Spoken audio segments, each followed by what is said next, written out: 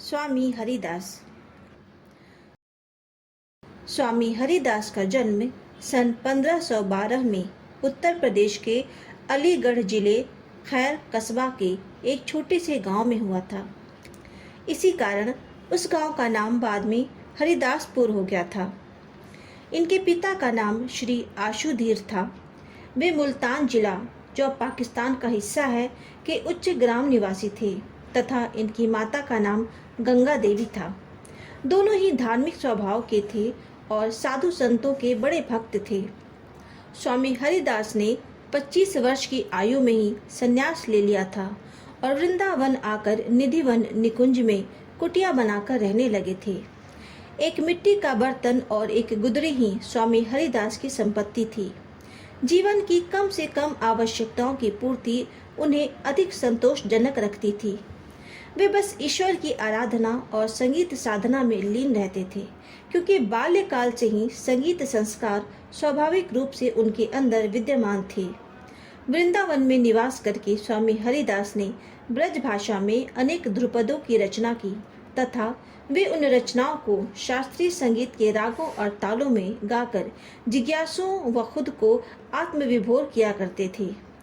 स्वामी हरिदास के संगीत को सुनने के लिए बड़े बड़े राजा महाराजा उनके द्वार पर खड़े रहते थे। सम्राट अकबर ने भी तानसेन के साथ आकर गुप्त रूप से स्वामी हरिदास का गायन सुना।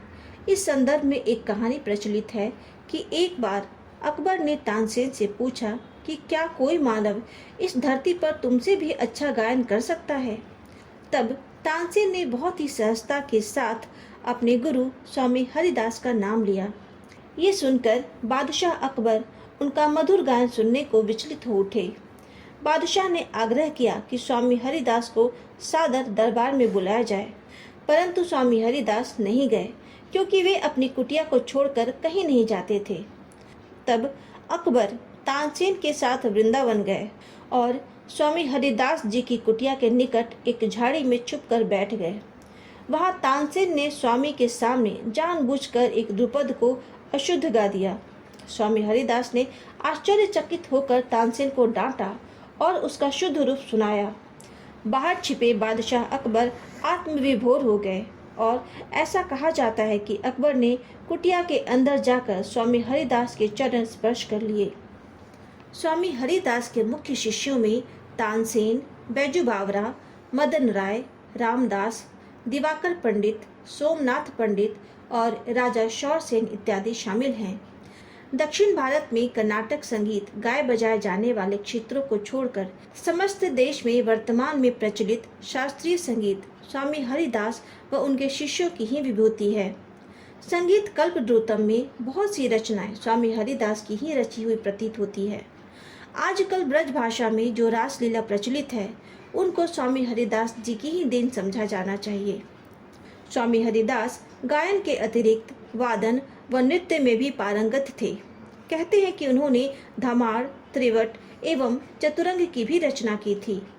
सखी संप्रदाय नामक एक सांगीतिक पुष्टि मार्गीय धार्मिक संप्रदाय भी उन्हीं की देन है। स्वामी हरिदास का स्वर्गवास सन 1607 में हुआ। निधिवन निकुंज नामक कुटिया को भवन का रूप भी दे दिया गया है, जिसके अंदर स्वामी हरिदास की मूर्ति भी लगी हुई है। वृंदावन में भाद्रपद शुक्ल अष्टमी को प्रतिवर्ष एक समारोह के रूप में उनकी जयंती मनाई जाती है।